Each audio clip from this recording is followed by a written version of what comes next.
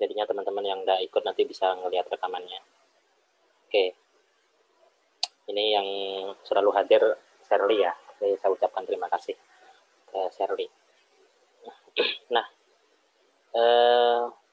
ini juga ada Mbak Nadia Nuri Firdausia, bimbingan saya ya. Nanti kalau teman-temannya mau ikutan juga nggak apa-apa Mbak. Kalau mau bimbingan juga di pas waktu saya online juga pada saat ini juga nggak apa-apa. Di waktu kelas-kelas menulis dibuka kalau mau bimbingan skripsi juga nggak apa-apa, atau bimbingan artikel jurnal. Saya coba luangkan waktu ya, meskipun 1 atau 2 orang tetap akan saya laksanakan.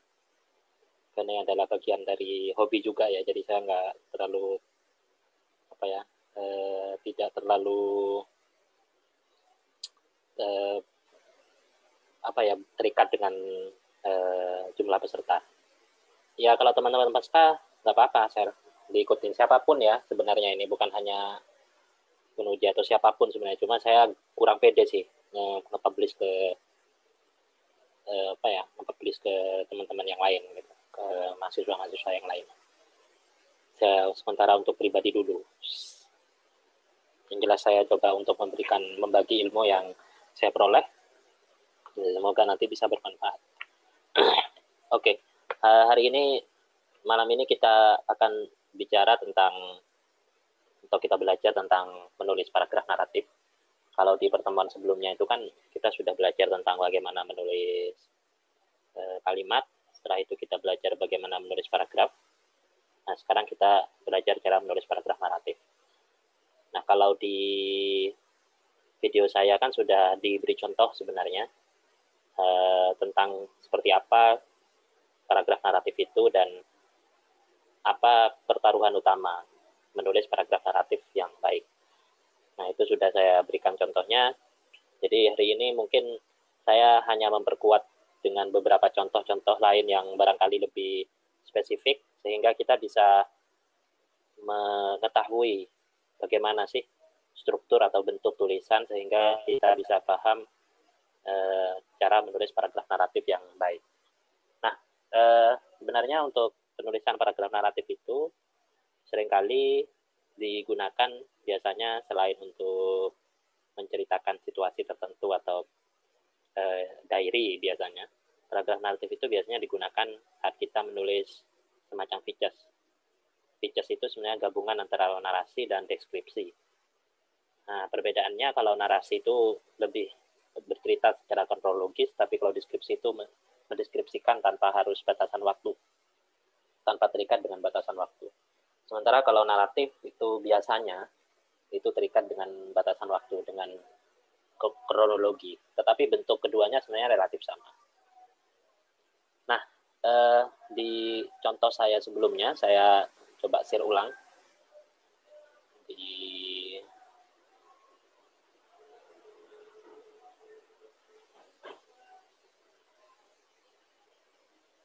share screen aja.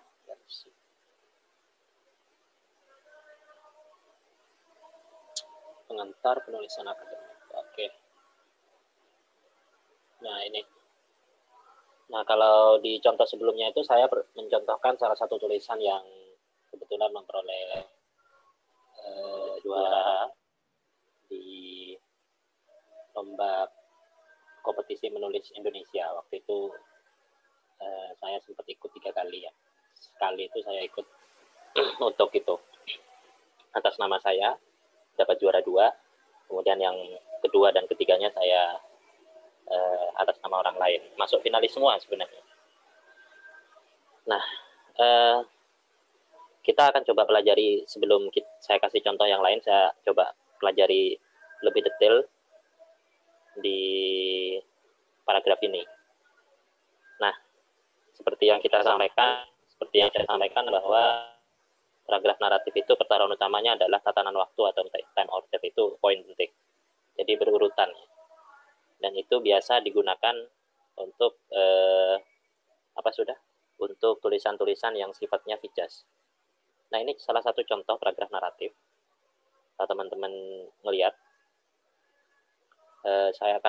kita akan bedah dulu struktur atau apa istilahnya, struktur atau bentuk tulisannya, sehingga nanti teman-teman bisa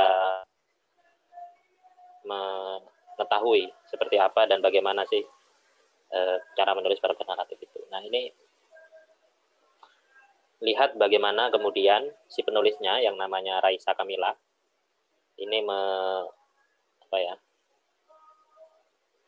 Raisa Kamila ini mengawali tulisannya dengan urutan waktu. Urutan waktunya itu dia secara teknik dia tuh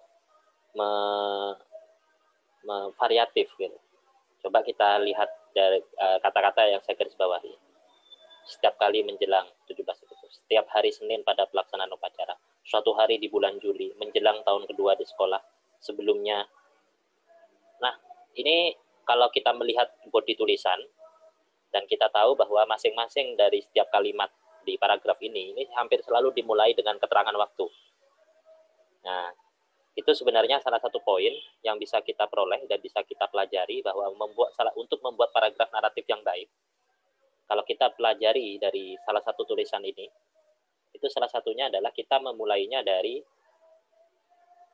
keterangan waktu. Di dalam kamar yang penuh, yang gelap itu saya terbaring dan seterusnya. Di malam 17 Agustus yang penuh dengan melodrama, saya merasakan betapa hidup penuh dengan tantangan dan seterusnya. Pada waktu ketika pada siang hari ketika orang tua saya harus meminta banyak hal dan seterusnya. Itu selalu dimulai dengan keterangan waktu.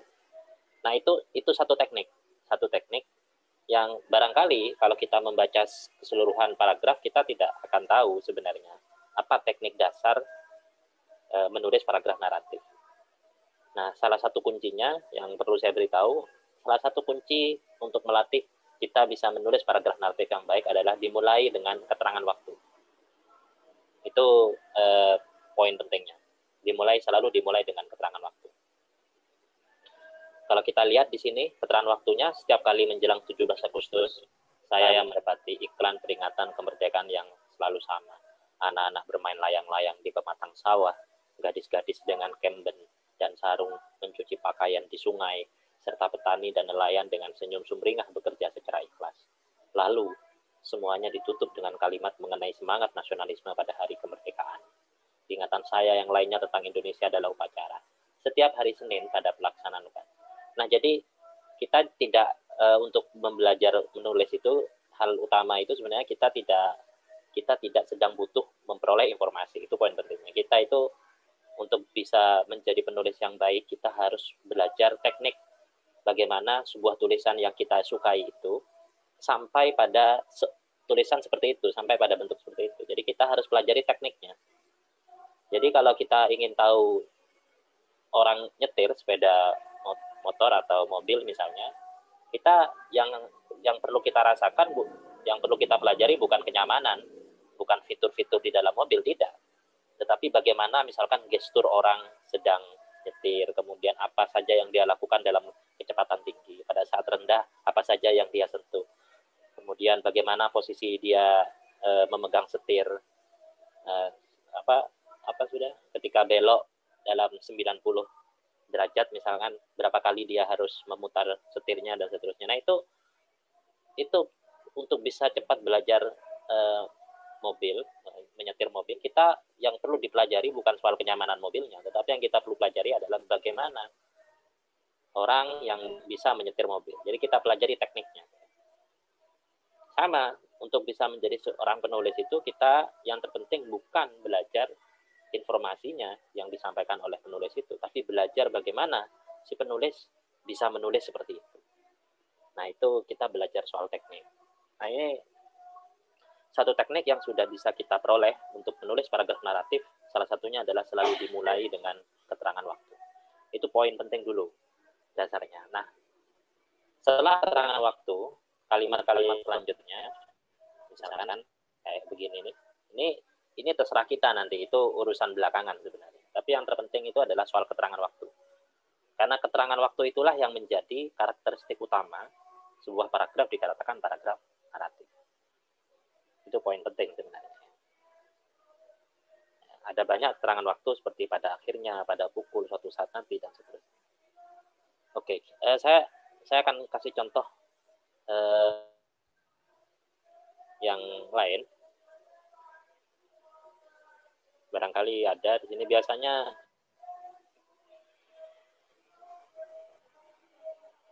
lihat, saya di sini ngasih contoh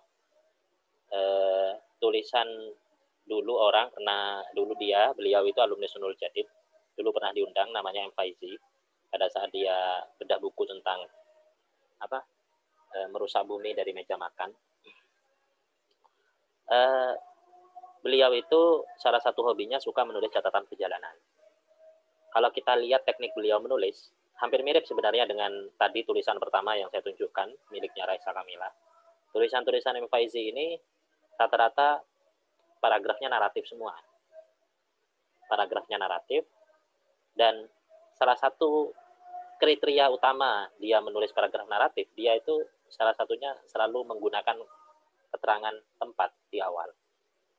Nah, keterangan waktu, mohon maaf. Coba kita perhatikan baik-baik. Setiap kali akan melakukan perjalanan, itu satu. Urusan kalimat selanjutnya jangan dipikir dulu. Yang terpenting kuncinya kita peroleh. Untuk menulis paragraf naratif, kuncinya adalah dimulai dengan keterangan waktu. Tidak seperti dulu saat masih muda. Terus lagi kalau kita dulu, seorang kawan mengundang saya datang ke, ketika saya tanya untuk apa, dulu, pada hari H, dan seterusnya. Kita coba lagi. Itu salah satu catatan perjalanan. Nah, ada yang lebih spesifik sebenarnya kalau kita lihat, tapi di sini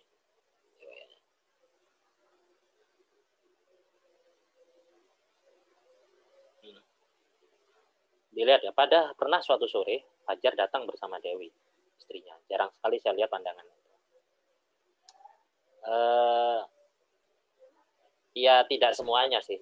Paragraf naratif itu selalu dimulai dengan keterangan waktu, tapi rata-rata selalu menggunakan keterangan waktu di awalnya. Kira itu salah satu contohnya. Nah, ini salah satunya. Saya pernah tinggal berapa lama di Solo, bukan dalam waktu yang lama, sebentar-sebentar, tapi 2 tahun lebih rentang masanya. Kira-kira tahun-tahun 2001-2003. Ketika itu, saya masih aktif kuliah, tapi sudah tidak ngekos, numpang di sana-sini. Saat itu, saya punya teman akrab, temannya. Awal-awal perkenalan kami, dan pada tanggal itu, saya datang. Saat acara sudah dimulai, nah itu penting teman-teman. Jadi kita barangkali nantilah kita bisa membaca secara umum contoh-contoh dalam paragraf naratif. Tapi salah satu indikasi paragraf naratif yang baik memancing rasa agar kita perasaan kita itu terbawa untuk menulis paragraf naratif. Salah satunya ya dengan memulainya dengan kalimat waktu, dengan keterangan waktu. Tempat pertama kali saya tuju di Solo adalah yang ini keterangan tempat. Beberapa kali saya berkunjung ke rumah ini. Nah itu setiap kali saya naik kereta ini. Terus kita coba lagi. Selepas kuliah dia sempat bekerja menerbitkan. Itu terakhir saya ke rumahnya di Solo baru pada 27 Desember saat terjadi banjir besar dari Begawan Solo. Nah ini salah satu contoh bagaimana menulis paragraf naratif, yaitu contohnya adalah dimulai dengan kalimat keterangan waktu. Itu poin pentingnya dulu. Nah, urusan nanti kita bisa pikirkan. Coba kita kalau ini sih antara paragraf deskriptif dengan paragraf naratif ya. Di beberapa tulisan di Tempo itu seringkali memang menulis Tempo itu suka menggunakan atau mempublikasikan tulisan-tulisan naratif dan deskriptif. Tidak suka tulisan-tulisan serius. Coba apa mungkin kita coba lihat.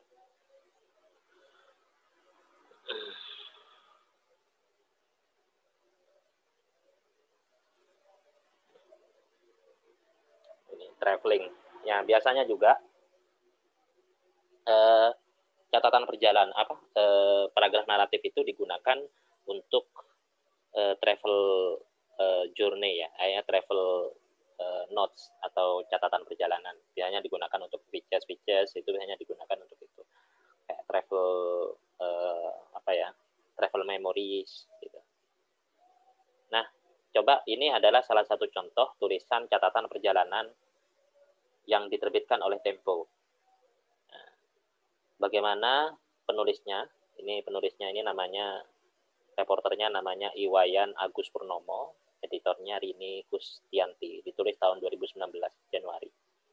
Catatan perjalanan Tempo keliling Highline di Skotlandia. Mari kita coba baca perlahan-lahan. Di antara kerumunan mega dan gunung. Oke, saya besarin, khawatir tidak kelihatan di situ ya.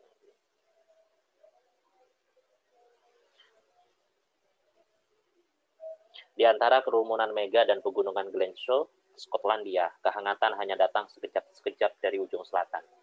Pertengahan Desember 2018, musim dingin baru saja tiba. Cuaca berubah suka-suka. Sejenak hujan deras, kemudian terang, lalu mendung, dan tak berselang berapa lama kembali rinai. Skotlandia seperti hari biasa hadir dengan cuaca yang tak terkira.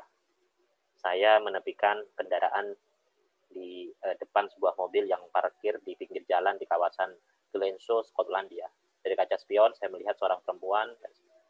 Saya tersenyum lebar. Pertengahan Desember lalu, saya dan 4 kawan mengelilingi Highline. Kami menyewa kendaraan. Saya ingin menggarisbawahi beberapa hal yang berkaitan dengan soal tulisan ini, sehingga saya kategorikan tulisan ini masuk dalam 2 kriteria utama, yakni paragraf naratif dan paragraf deskriptif. Kenapa saya katakan ini adalah paragraf naratif? Karena ceritanya ini kronologis sebenarnya. Dia bercerita mulai dari masuk dia ke Skotlandia dan perjumpaan dia dengan berbagai macam jenis orang, cuaca, dan seterusnya. Dan itu disusun dengan sebuah racikan yang ciamik. Kita coba lihat bagaimana dia kemudian selalu beberapa kali mengawali tulisannya dengan keterangan waktu. Pertengahan Desember lalu, saya dan 4 kawan mengelilingi. Oke, itu satu hal. Kemudian kita coba lagi, sepanjang perjalanan kami disuguhi dengan pemandangan perbukitan. Kami juga mampir bangunan monumen ini dibangun. Oke, ini deskriptif ya, tetapi sudut pandangnya sebenarnya adalah naratif. Coba kita buka di page yang nomor 2. Apa yang kita temukan?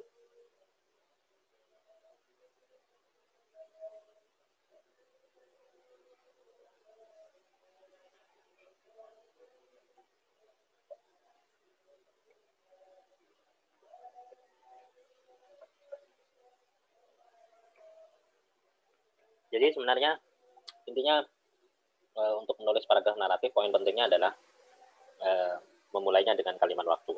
Itu teknik pertama. Teknik kedua, sebentar lagi saya sampaikan. Teknik kedua itu, kita perlu melatih membuat sebuah tulisan itu tanpa terlalu banyak menggunakan imbuhan. Apakah tidak perlu, Pak, menggunakan imbuhan? Perlu. Tetapi semakin kita menggunakan imbuhan, semakin birokratis bahasa tulisan itu. Tapi semakin kita menggunakan kata-kata dasar, minimal meskipun ada imbuhan, tapi imbuhannya sangat minim, maka kata-katanya itu relatif lebih kuat. Kata-katanya relatif lebih kuat. Kenapa kok bisa seperti itu, Pak? Saya tidak tahu juga alasannya apa. Tetapi kalau kita melihat tulisan-tulisan Tempo itu, sebagian memang tidak selalu mengandalkan kekuatan naratif ya, kekuatan predikat yang di dalamnya ada ada imbuhan, tidak selalu mengandalkan itu. Dan yang ketiga, dia selalu berusaha mengurangi kata yang. Kata yang itu kalau bisa dikurangi, kata yang dikurangi, kata-kata sambung, frase-frase konjungsi itu juga dikurangi. Kenapa di dalam beberapa kali penjelasan saya di video-video itu selalu memberikan penjelasan bagaimana untuk membuat sebuah tulisan yang small, kita kita diminta untuk menulis kalimat atau kata-kata, frase atau konjungsi penghubung dengan demikian, sementara itu, dan seterusnya. Itu sebenarnya bagus untuk awal, tetapi pada saat kita sudah di level intermediate atau di level yang sudah agak levelnya sudah agak tinggi, sebenarnya hal-hal seperti itu tidak penting. Coba kita kemudian lihat pada hari kedua. Oke, ini salah satu. Jadi ada tiga teknik. Pertama, gunakan keterangan waktu di awal. Kedua, sebisa mungkin hindari banyak kata-kata yang bahasanya itu kata-kata yang banyak imbuhannya, itu hindari. Yang ketiga adalah hindari kata yang di mana konjungsi-konjungsi itu hindari, sehingga tulisan kita itu benar-benar padat.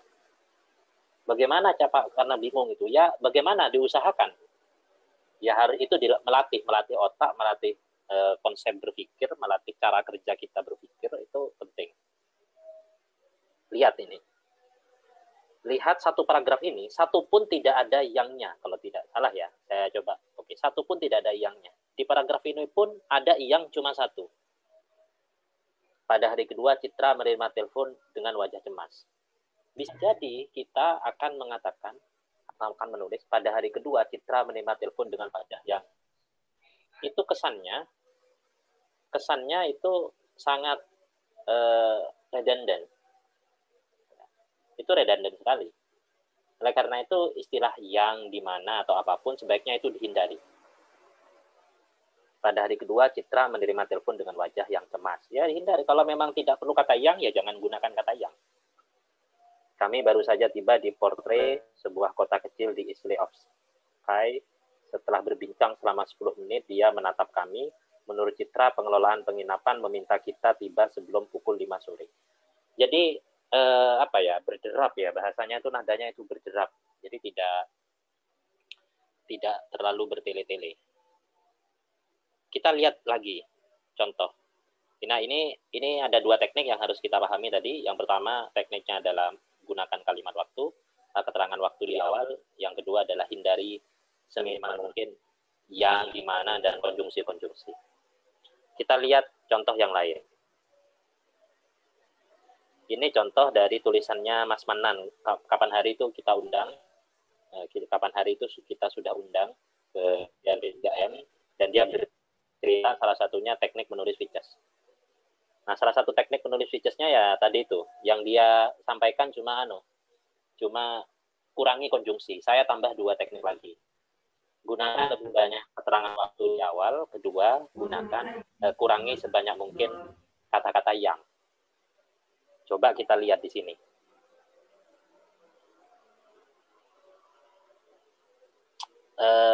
Kata yang saja di sini itu hanya ada 2. Ya kalau tidak salah ya, entah ya yang lain. Fredilus Tombo, yang akrab disapa Papa Devi, adalah seorang Toponjolo. Dalam bahasa Pamona, salah satu suku terbesar di Kabupaten Poso. Sebutan itu berarti orang yang mencari ikan sidat atau masapai bagi orang Sulawesi.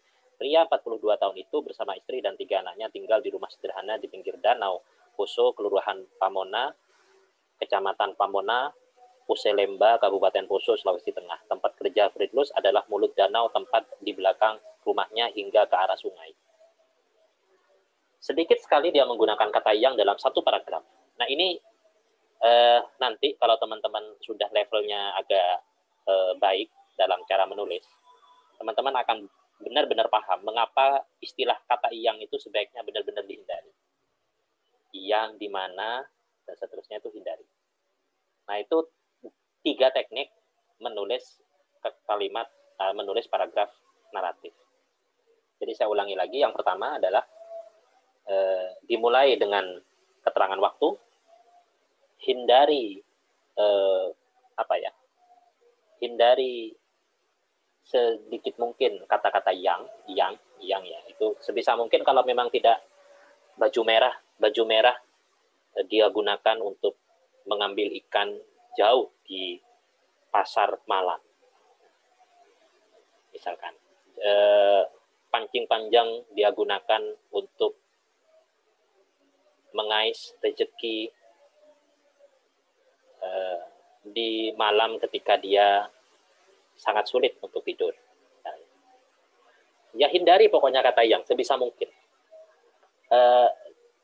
Kalian akan mendapati kekuatan kalimat, kekuatan kata-kata di dalam tulisan kalian jika kalian benar-benar menghindari atau sesedikit mungkin kata yang. Ini oke, ini bukan ya. Oh, ini tadi ya. Nah, itu teman-teman. Jadi hanya itu saja sebenarnya yang ingin saya sampaikan. Jadi 3 teknik dalam menulis paragraf naratif itu adalah menggunakan keterangan waktu di awal, hindari kata sebanyak mungkin kata yang, dan yang ketiga sebenarnya adalah mengurangi konjungsi-konjungsi kayak dengan demikian, sementara itu, dan seterusnya. Nah, itu masih pemula sebenarnya. Kalau itu dikurangi saja itu luar biasa bagus. Coba saya lihat di sini apakah di sini ini bisa kemudian di sini kita lihat apakah di sini 3 kriteria utama tadi itu sudah bisa dilihat. Kalau bisa dilihat berarti memang sesuai dengan yang saya sampaikan. Oke. Lama sekali ya.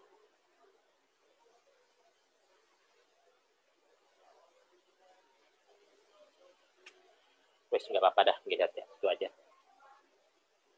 Oke, gitu aja teman-teman. Silahkan kalau ada. Sebenarnya sih saya pengen ngasih tugas kalau pesertanya banyak dan terikat ya. Tapi suatu saat saja kalau ini adalah kelas khusus, sebenarnya mengasih tugas kemudian memberikan komentar itu ada agak sedikit jauh lebih baik. Kalau cuma bercerita dan begini kan tidak ketahuan kemampuan kalian menulis sebenarnya.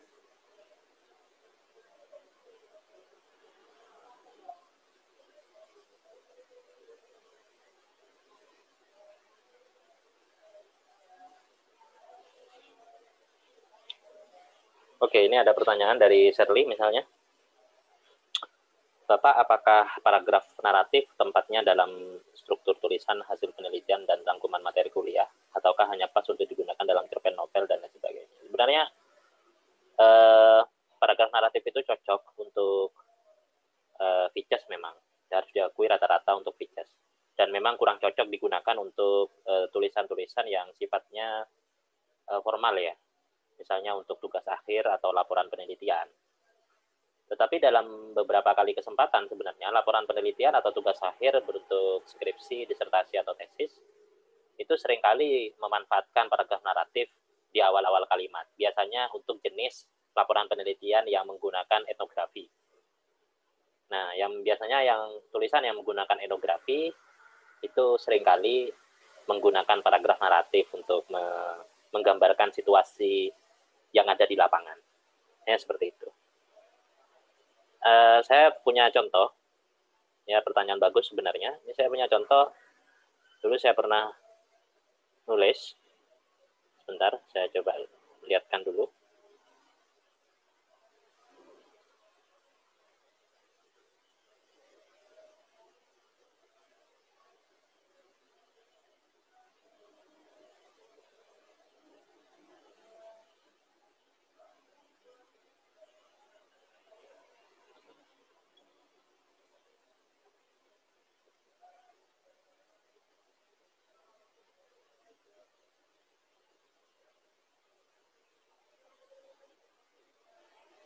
Ya, saya pernah nulis, tapi atas nama orang ya, proyek kayaknya, tulisan proyek ini. Ini tidak apa-apa. Oke, semoga terlihat. Nah, ini saya nulis tentang waralaba religius komodifikasi majelis salawat dalam komunitas muslim kelas menengah di Probolinggo. Pada saat itu salah satu yang saya tulis, nah ini adalah tulisan ilmiah, cuma berapa kali saya mengawalinya dengan paragraf naratif. Sebentar. Di bab mana ya? Sebentar saya coba perlihatkan dulu.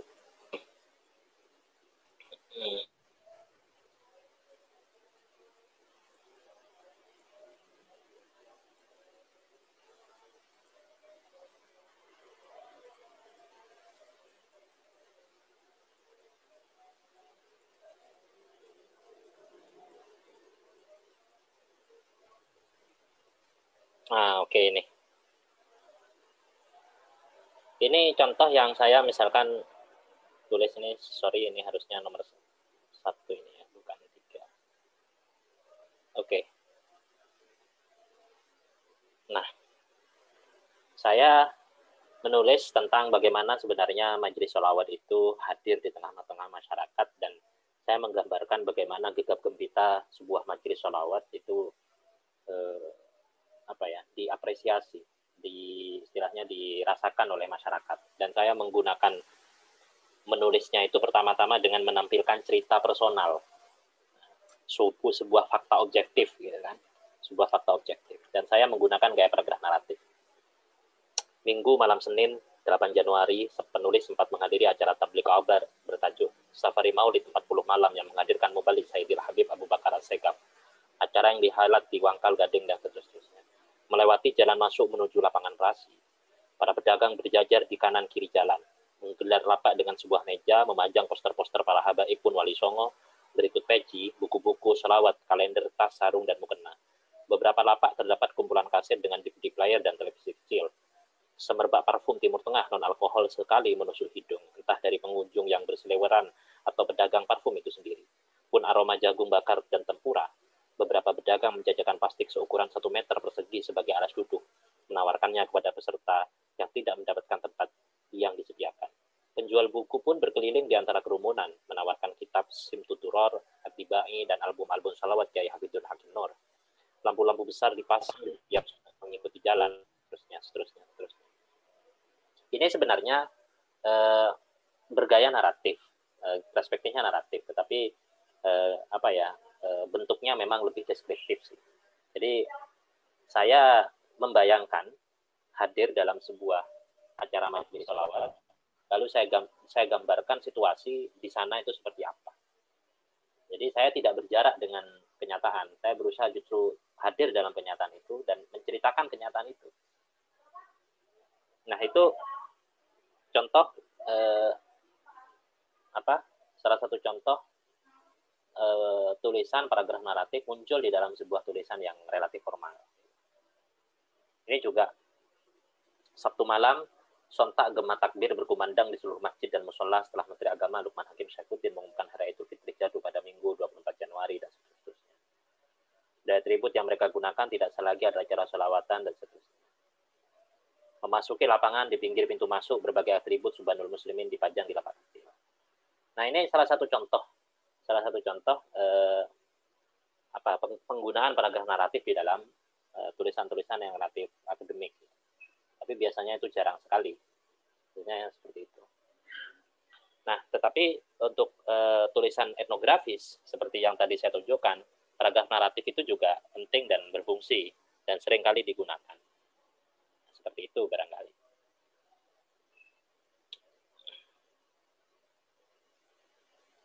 Silakan kalau ada yang mau dikonsultasikan. Nadia, mungkin ada yang mau dikonsultasikan? Ahmad Sohibul Hashim atau Sherly ingin tanya lagi nggak? Silakan. Ya kuncinya tadi itu saya sudah jelaskan tadi kok, 3 hal itu. Keterangan waktu diletakkan di awal, hindari penggunaan kata yang, dan sedikit mungkin menggunakan kata-kata yang ada ilmuannya. Coba kita model ini salah satu contoh model-model yang di Tempo. Contohnya ini agak lambat ya. Nah, saya kasih contoh ini yang mengapa saya sangat suka jika ada tulisan itu yang sebisa mungkin tidak terlalu banyak imbuhan, termasuk di dalam menulis judul. Ya, lihat sekali. Membangun otak dengan ultrasonik. Sepi masapi di Danau Poso. Adaptasi ibadat karena darurat. Jadi semuanya kata-kata dasar semua. Nelayan risau terhadap dampak pergerakan di daerah aliran Sungai Poso di Sulawesi Tengah. Siklus hidup ikan bidat terhalang bendungan dan perangkap. Tidak ada yang. Kata-katanya berderap langsung to the point, tidak terlalu banyak menggunakan me-an dan seterusnya, dan tidak terlalu banyak menggunakan dengan demikian sementara itu, oleh karena itu tidak banyak seperti itu. Langsung. Sebenarnya dalam tulisan-tulisan akademik boleh, bahkan sangat mungkin kita menggunakan hal-hal semacam itu. kalau abstrak dari satu jurnal itu masuk paragraf apa Bapak? Kalau abstrak itu sebenarnya masuk paragraf, sebenarnya saya tidak bisa mengkategorikan itu masuk paragraf apa ya. Kalau ada sebenarnya jenis paragraf lain yang banyak di pelajari itu sebenarnya adalah masuk paragraf argumentatif ya, atau informatif. Ya paragrafnya informatif, ya, hanya menginformasikan saja. Jadi tidak ada kaitannya di dalam hal penulisan jurnal, artikel jurnal sebenarnya paragraf naratif itu. Untuk kepentingan-kepentingan tertentu, memang utamanya untuk kepentingan-kepentingan tulisan akademik, paragraf naratif itu digunakan hanya sesekali saja. Nah, seperti itu. Utamanya pada saat kita menggambarkan situasi objektif, itu biasanya kita bisa menggunakan paragraf naratif. Di dalam konteks penulisan karya tulis berupa analisis karya sastra, sebenarnya sering paragraf naratif itu digunakan. Utamanya apa? Utamanya pada saat kita menceritakan ulang novel atau puisi atau drama yang ingin kita analisis. Nah, kita biasanya menggunakan paragraf naratif itu.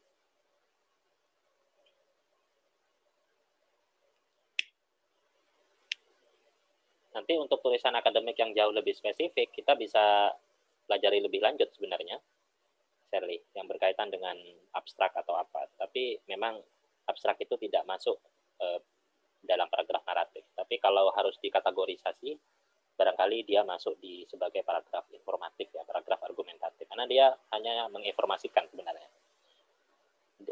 Bahkan barangkali tidak memerlukan teknik khusus sebenarnya untuk menulis abstrak itu. Yang penting unsur-unsur abstrak itu terpenuhi, itu sangat mungkin bisa dimasukkan. Hanya saja barangkali yang nanti bisa yang bisa diperhatikan adalah soal keruntutan ya, keruntutan, kohesi, dan argumentasi yang disampaikan di dalam abstrak, dan tentu logika. Logis enggak abstrak itu menurut saya yang jadi pertaruhan utama sebuah abstrak jurnal ilmiah.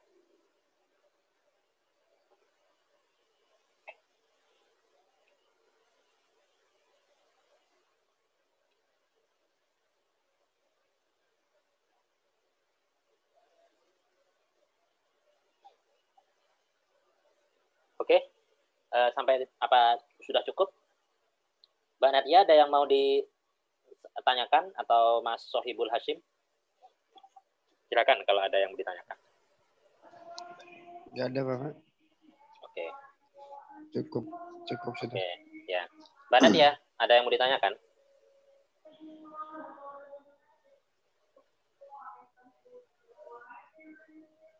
Oh ya, orangnya barangkali. Betul, Pak. Tidak ada, ya. Pak. Oke. Shirley, ada yang mau ditanyakan lagi? Cukup, Bapak. Oke. Mungkin untuk awal-awal memang pertemuan-pertemuannya tidak spesifik membahas tulisan akademik, tapi nanti pas waktu kita di pertemuan-pertemuan yang belasan, itu akan sangat spesifik. Ini hanya dasar-dasar saja sebenarnya. Oke, terima kasih kalau gitu. Mbak Nadia, Pak Hashim, dan Mbak Shirley ya. Sampai ketemu lagi. Sama-sama, Bapak. Assalamualaikum warahmatullahi wabarakatuh. Waalaikumsalam warahmatullahi wabarakatuh.